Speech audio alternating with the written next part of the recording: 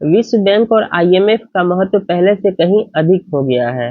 इसकी स्थापना 1944 में ब्रेटन वुड में हुई थी। तो उस समय की ये पिक्चर है जब उस समय ये प्रतिनिधि इकट्ठा हुए थे।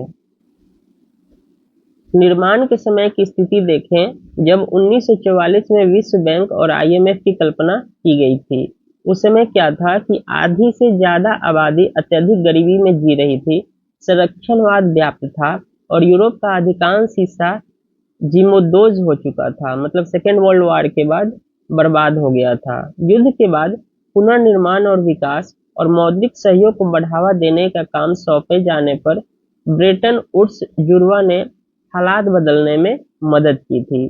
तो ब्रेटन वुड में ही वर्ल्ड बैंक और आईएमएफ की स्थापना हुई थी, इसलिए इसको ब्रेटन वुड जुड़वा इंस्टीट्यूशन कहा जाता है।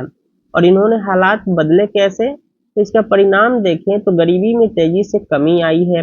व्यापार अब वैश्विक सकल घरेलू उत्पाद का 60% से अधिक है। दुनिया भर में उदार लोकतंत्र पनप रहे हैं।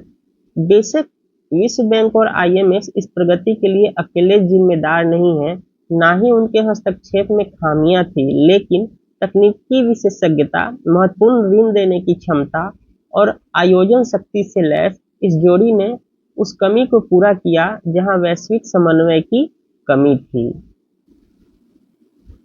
अभी हाल ही में वार्षिक बैठक होने वाली है, तो अभी चुनौतियां क्या है, जो वैश्विक स्तर पर क्या चुनौतियां हैं जो इसको महत्वपूर्ण बनाती है। तो सबसे पहला देखें तो वैश्विक आवाज के रूप में उनका अधिकार कमजोर हुआ है। किसका? आईएमएफ और वर्ल्ड बैंक का।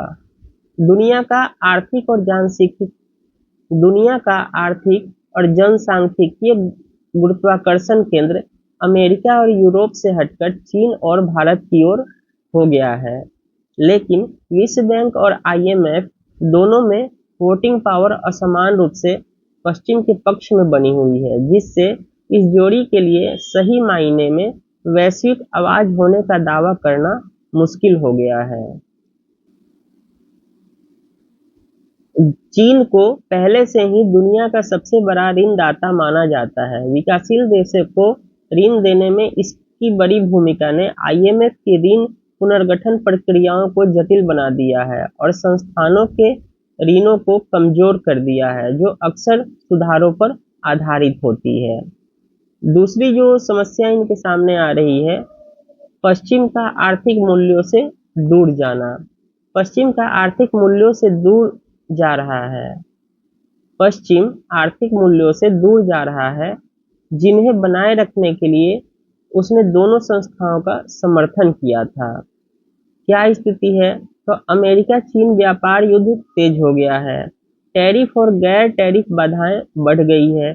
साथ ही ऑन शोरिंग के लिए आह्वान भी तेज हो गए हैं।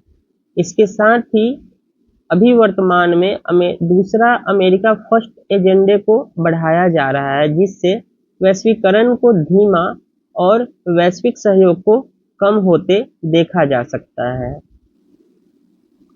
तीसरी जो चुनौती है, विकासशील दुनिया की कमजोर स्थिति।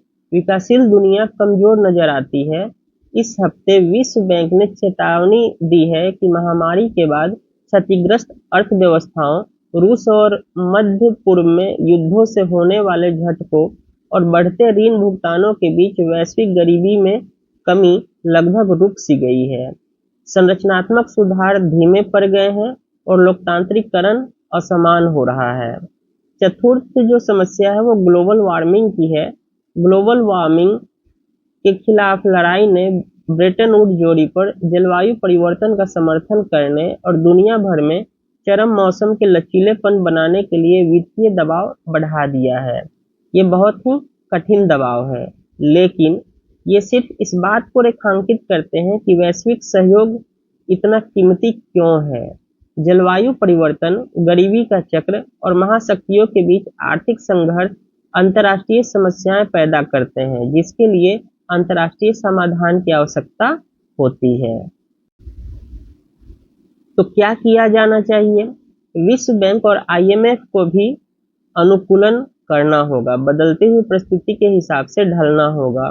कोई भी अन्य संस्था महाद्वीपों में उनकी पूंजी, अनुभव और समर्थन के स्तर की बराबरी नहीं कर सकती। वर्तमान में इस बात पर विचार विमर्श करने की आवश्यकता है कि वे कैसे विकसित हो सकते हैं। कुछ ऐसे क्षेत्र हैं जिन पर उन्हें ध्यान केंद्रित करने की आवश्यकता है।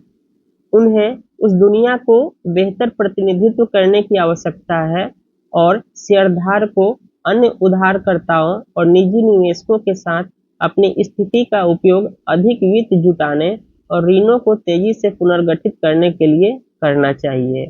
विकास को बढ़ावा देने और ऋणग्रस्तता को कम करने के लिए उनके नीतिगत उपायों को भी जमीनी राजनीतिक वास्तविकताओं के प्रति अधिक सजग होने की आवश्यकता है। निष्कर्षतः हम कह सकते हैं कि विश्व बैंक और आईएमएफ का गठन ब्रेटन वुड में जिस भावना से हुआ था वह आज भी उतनी ही महत्वपूर्ण है। जैसा कि अमेरिकी ट्रेजरी सचिव हेनरी मोरगैथो जूनियर ने 1944 के सम्मेलन में अपने समापन भाषण में कहा था, हम यह समझने लगे हैं कि हमारे राष्ट्रीय हितों की रक्षा करने का सबसे बुद्धिमान भरा और सबसे प्रभावी तरीका क्या है, तो वो है अंतर्राष्ट्रीय सहयोग। तो मिलते हैं नेक्स्ट क्लास में। तब तक चैनल पर नए हैं तो सब्सक्राइब करें, लाइक करें, शेयर करें, बेल आइकन को दबाएं, नोटिफिकेशन पाएं। धन्यवाद।